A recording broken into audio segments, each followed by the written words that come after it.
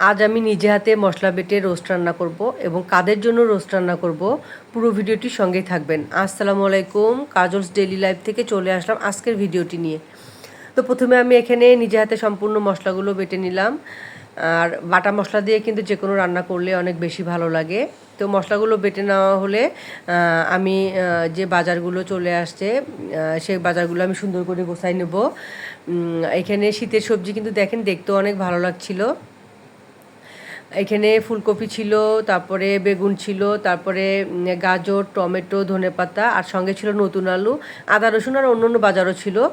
আর সবুজের সঙ্গে কিন্তু লাল টমেটো আর গাজরগুলো দেখতে অনেক ভালো লাগছিল, সবুজের পাশাপাশি মানে ধনিয়া পাতার পাশাপাশি।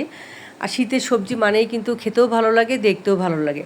তো যাই হোক, আমি বাজারগুলো সুন্দর করে গুছিয়ে নিয়ে আমার বাসায় যে মশলাগুলো ছিল আমি ওগুলোই বেটে নিছি। আর এগুলো সুন্দর করে গোছায় রেখে তারপর আমি রোস্টটা আগেই রেডি করা ছিল, তো এটা আমি এখন মেরিনেট করে নেব। তো এখানে আমি রোস্টের জন্য মুরগিগুলো ভালো করে ধুয়ে নিছি, মুরগির পিসগুলো। আর এখানে 3টা মুরগির রোস্ট ছিল। তারপর আমি এখানে সম্পূর্ণ মশলাগুলো এক এক করে দিয়ে দেবো। আর এখানে কিন্তু একটা জিনিস, সেটা হচ্ছে আমি লাল মরিচের গুঁড়া দিয়ে দিলাম। লাল মরিচের গুঁড়া যেমন রোস্টের ঝাল, একটু যদি রোস্টে ঝাল দেওয়া যায় তাহলে কিন্তু ভালো লাগে। তো আমি লাল মরিচের গুঁড়োটা কালারটাও ঠিক রাখবে, রোস্টের কালারটা কিন্তু সুন্দর করবে, আর একটু ঝাল ঝালও করবে, খেতেও ভালো লাগবে। তারপর এখানে আমি আদা বাটা, রসুন বাটা, জিরে বাটা, আর এখানে আমি দিয়ে দিছি বাদাম বাটা।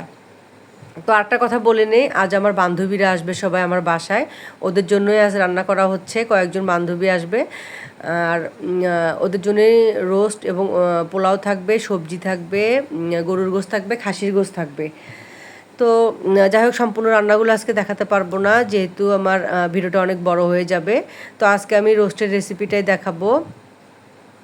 এখানে আমি সুন্দর করে মেরিনেট করে আধা ঘন্টা রাখার পর এখানে একটু আমি লেবু দিয়ে দিছিলাম, লেবু চিপে দিছি, কিন্তু ওটা দেখানো হয়নি। তো যাই হোক, আমি মেরিনেট করে রাখার পর কড়াইয়ে একটা বেশি করে তেল দিয়ে মুরগির মেরিনেট করা মাংসগুলো আস্তে আস্তে করে আমি ভেজে নেব। তো যখন একটু লালচে হয়ে আসবে তখন আমি রোস্টগুলো উঠাই নেব।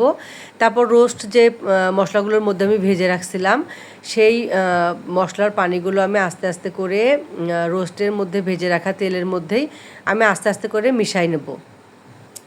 মিশাই নিয়ে ভালো করে ভুনাই নেব। এই তো আমার রোস্টগুলো ভাজা হয়ে গেল। তারপর আমি যে এখন দিয়ে দেব রোস্টের মশলাগুলো দিয়ে আমি আস্তে আস্তে করে তেলের মধ্যে ভুনাই নেব। আর একের পর এক আমি সম্পূর্ণ পিসগুলো দিয়ে দেব।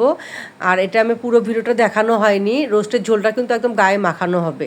তো গায়ে মাখানো যখন ঝোলগুলো মাখানো হবে মশলাগুলো, তারপর যখন তেল উপরে চলে আসবে তখন কিন্তু আমার বুঝতে হবে রোস্টটা রান্না হয়েছে, কিন্তু আমার জ্বালা আর একটু হবে। তো এই ছিল আজকের ভিডিও। আল্লাহ হাফেজ, আসসালামু আলাইকুম।